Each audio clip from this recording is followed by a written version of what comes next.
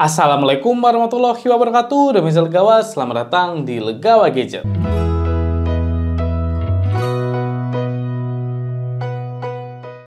Sebelumnya jangan lupa untuk klik tombol subscribe untuk support channel Legawa Gadget. Terima kasih.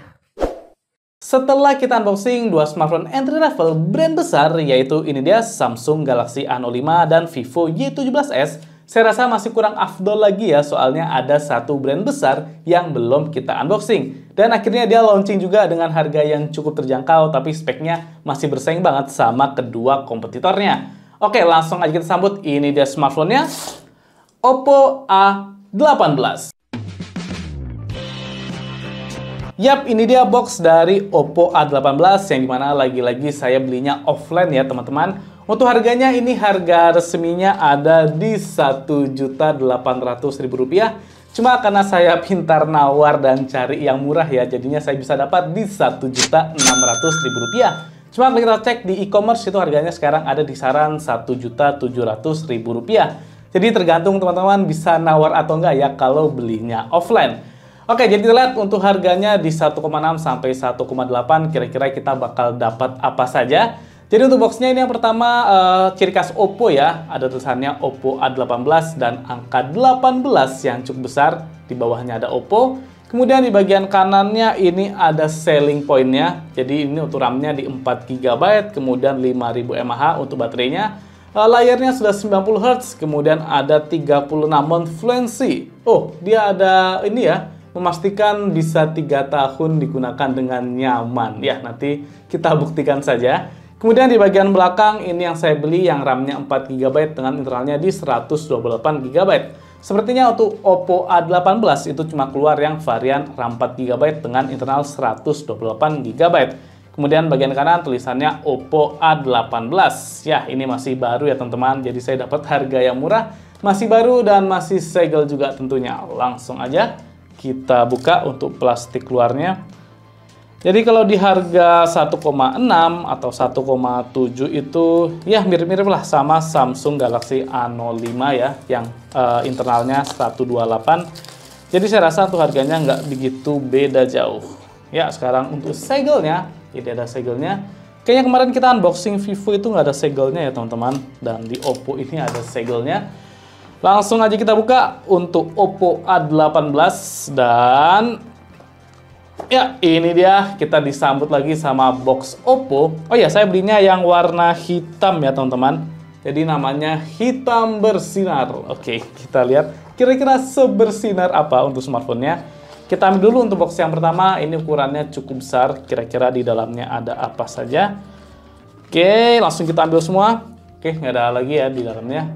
Yang pertama kita mendapatkan petunjuk penggunaan. Ini dia untuk petunjuk penggunaannya, kemudian ada safety guide, ini untuk keamanan. Dan kita dapat ini dia untuk pin ejector khas Oppo, jadi dia ada tempatnya sendiri ya teman-teman, ini mantap. Kemudian kita masih mendapatkan silicone case, wow ini mantap, dengan silicone case yang bening dan di kerangkanya dia dibuat doff kayak gini. Ya, untuk silicone case-nya juga cukup tebal, ini kualitasnya bagus, dengan bagian kameranya sudah ada tonjolan untuk melindungi bump kamera. Oke, mantap. Kita lanjut lagi sebentar. Ini kompetitornya mau nonton. Lihat si Oppo A18. Kemudian ini dia, kita disambut sama smartphone-nya Oppo A18. Langsung aja kita ambil. Jadi ini di kertasnya ini sudah ada selling point-nya kayak di box-nya. Langsung aja kita kletek dulu. Oke, cukup mudah ya teman-teman. Dan ini dia Oppo A18 berwarna hitam bersinar. Wow, keren juga ya. Jadi dia mirip-mirip desainnya sama Oppo A38. Kita kletek lagi supaya melihat desain maksimalnya dari Oppo. Ya, setidaknya kalau brand besar di kelas entry level sepertinya dia nggak ngikut-ngikut brand sebelah ya. Jadinya punya ciri khas dan desain tersendiri. Walaupun ini mirip banget sama Oppo A38. Saya rasa untuk di kelas entry level ini termasuk keren sih teman-teman. Jadi di bagian belakangnya ini hitam doff, kemudian ada tulisannya Oppo, tapi ini doff-nya agak sedikit ngecap ya sepertinya. Jadinya untuk fingerprint masih lumayan terlihat dan ini bekas stikernya juga masih kelihatan banget. Dan di bagian kameranya ada aksen glossy teman-teman, dengan adanya garis-garis. Kalau diperhatikan ini ada aksen garis-garisnya. Ini cukup keren, jadinya nggak monoton. Dengan tulisannya inovatif AI kamera. Ini tulisannya kerasa premium, jadi bagus untuk tulisannya. Dan di atasnya ada 2 buah lubang, yang dimana atasnya ini kamera utama, kemudian ada kamera kedua, dan ini single flash. Dan ini ada 2 lubang ya, tapi untuk kacanya dibuat jadi satu, kayak kapsul gitu. Jadinya keren. Nah, ini untuk BAM-nya tapi lumayan agak nonjol ya teman-teman. Sehingga saya rasa untuk desain di kelas entry level ini termasuk yang bagus ya teman-teman. Kemudian kita lihat untuk bagian depannya ini sudah ada anti goresnya, jadinya aman untuk bagian layar. Kita lihat detailnya di bagian bawah ini ada speaker, kemudian Type-C, ada mikrofon dan jack audio. Kemudian bagian kanan ini ada tombol on off, kemudian volume up and down. Yang kalau dipencet ini sudah clicky teman-teman, ini keren. Dan ada fingerprintnya juga, jadi tombol powernya berfungsi juga sebagai fingerprint. Di bagian atas ini polosan saja, jadi tidak ada mikrofon. Kemudian bagian kiri ada tempat untuk SIM tray-nya. Yang langsung kita cek untuk SIM tray-nya apakah hybrid atau triple slot. Sebentar. Kita lihat untuk SIM tray-nya. Soalnya internalnya sudah lumayan besar ya, di 128. Jadi takutnya tiba-tiba ternyata dia hybrid. Dan ternyata dia triple slot teman-teman. Ya mantap, bisa dual SIM plus micro SD. Oke. Kemudian kita lanjut lagi unboxingnya. Sebentar, ini gimana ya? Kita rapihkan dulu untuk meja reviewnya. Kita lanjut untuk unboxingnya. Ya, selanjutnya kita mendapatkan kabel data dan kepala charger. Kita cek dulu untuk kepala chargernya. Ini dia Oppo dan ini cukup ringan. Untuk outputnya dia maksimal hanya di 10 watt saja. Oh, ini cukup disayangkan karena masih sangat standar ya untuk chargernya. Kemudian ini dia untuk kabel datanya yang pastinya sudah Type-C ya teman-teman. Jadinya sudah kekinian. Dan kita tidak dapat apa-apa lagi. Oke, langsung aja coba kita pasang dulu untuk silicone case-nya di Oppo A18. Dan ini dia untuk tampilannya. Oh, saya rasa untuk tampilannya jadi agak kurang premium ya teman-teman. Soalnya ternyata untuk silicone case-nya ini nggak bening-bening banget. Jadinya agak kelihatan burem gitu ya teman-teman. Jadi kalau dikasih silicone case, feel premium untuk desain back case-nya ini jadi berkurang. Tapi untuk kameranya ini masih keren ya. Jadi ada pantulan cahayanya kayak gini. Oke, langsung aja kita tentukan kira-kira bagaimana pandangan awal dari Oppo A18. Ini dia teman awal dari Oppo A18, yang dimana yang pertama untuk sektor layar. Dia menggunakan layar dengan panel IPS LCD, kemudian resolusinya masih di HD+, dan yang mantap itu refresh rate-nya di 90 Hz. Jadi ini untuk entry level, sudah smooth ya gerakannya teman-teman. Cuma untuk layarnya saya rasa kualitasnya masih biasa aja, nggak ada yang spesial. Jadi bingkainya masih lumayan tebal, bagian bawah dagunya dan atasnya ini water drop. Kemudian untuk warnanya ini lebih ke warm. Kalau saya lihat sih feel-nya masih kerasa entry level ya teman-teman. Jadi kalau dibandingin sama Samsung sama Vivo yang entry level, saya rasa masih lebih oke kedua brand tersebut.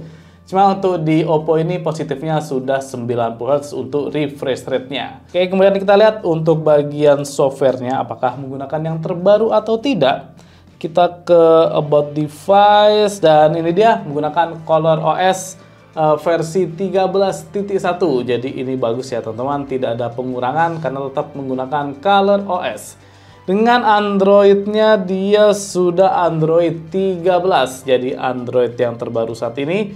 Dan ini dia untuk RAM-nya bisa plus RAM 4 GB virtual. Oke, jadi sudah kekinian ya untuk fitur software di Oppo A18. Sekarang kita lihat untuk memori yang tersedia dari smartphone ini. Jadi kita hilangkan dulu untuk recent apps.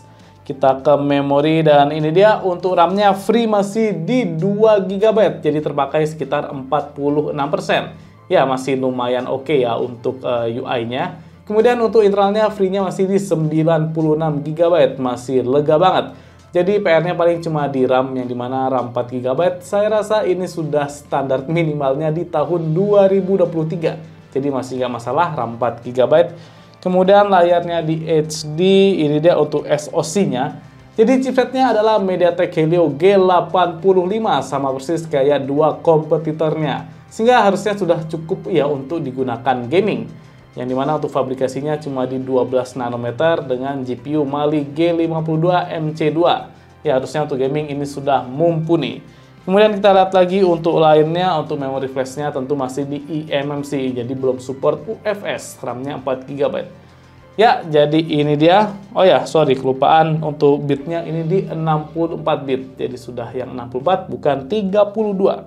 Sekarang kita lanjut lagi lihat sensornya apakah lengkap atau tidak. Dan ini dia untuk sensornya, jadi sudah lengkap ya teman-teman. Ada sensor magnetiknya, kemudian gyroscope-nya juga sudah ada. Wow, jadi untuk magnetik ini untuk maps harusnya lebih mantap. Dan gyroscope-nya ternyata juga tersedia. Untuk sensor lainnya tidak ada yang disunat ya teman-teman. Jadi sensornya termasuk lengkap untuk kelas entry level brand besar. Dan ada fingerprint-nya juga. Oke, sekarang kita tes untuk gyroscope-nya apakah hardware atau software. Untuk gyroscope-nya ini oke, masih software ya teman-teman. Dan gerakannya lumayan kerasa delay-nya. Jadi softwarenya yang kualitasnya B aja, nggak ada yang spesial. Untuk gyroscope softwarenya lumayan delay. Selanjutnya kita lihat untuk sektor kamera sekarang. Jadi ini kamera utamanya di 8 megapiksel, dengan yang kedua ini ke lensa monokrom ya, saya cari infonya. Jadi cuma 2 megapiksel aja. Ini dia untuk tampilan kameranya. Jadi di sini ada ke mode foto, kemudian ada HDR-nya. Bisa kita atur mau auto, on atau off. Kita on-kan saja. Kemudian ini ada untuk efek-efek warna ya teman-teman. Jadi bisa kita atur untuk efek warnanya di sini. Selanjutnya kita langsung lihat aja untuk fitur-fiturnya. Jadi yang pertama ada mode portrait, kemudian kita ke more. Oh, fiturnya cukup standar. Jadi ada mode panorama, mode pro, ada time lapse dan stiker. Langsung aja kita lihat untuk mode pro-nya apakah gimmick atau tidak. Yang pertama untuk ISO dia maksimal sampai di 6400. Ya, lumayan. Ini lumayan tinggi, good job. Kemudian shutter speed-nya maksimal bisa sampai 16 detik. Oke, mantap.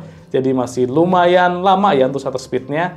White balance bisa kita atur untuk Kelvin-nya. Kemudian fokusnya tentu bisa kita atur mau manual atau auto. Ya, jadi untuk mode pro-nya saya rasa bukan gimmick. Kemudian ini dia juga ada mode malam. Ya, good job dari Oppo. Langsung aja ke videonya, kira-kira bagaimana untuk videonya. Resolusinya dia maksimal bisa sampai di Full HD 1080p dan ini hanya 30 fps. Jadi tidak bisa kita atur ke 60 fps. Cukup disayangkan. Dan nggak ada stabilisasinya juga ya teman-teman. Sekarang kita lihat untuk kamera depannya. Oke, kamera depannya agak kurang fokus, sepertinya agak kurang detail dan masih biasa banget. Kita lihat untuk videonya maksimal, oh bisa di 1080p juga. Jadi sama persis kayak kamera belakangnya. Ya, jadi untuk kamera depan saya rasa kualitasnya standar sih. Nanti bisa kita bandingkan terutama sama Vivo yang biasanya kamera depannya ini bagus ya teman-teman. Jadi tunggu aja, jangan lupa subscribe supaya tidak ketinggalan versus dari Oppo A18 ini. Ya, terakhir saya mau lihat untuk speakernya, kira-kira bagaimana kualitas dari speaker smartphone ini.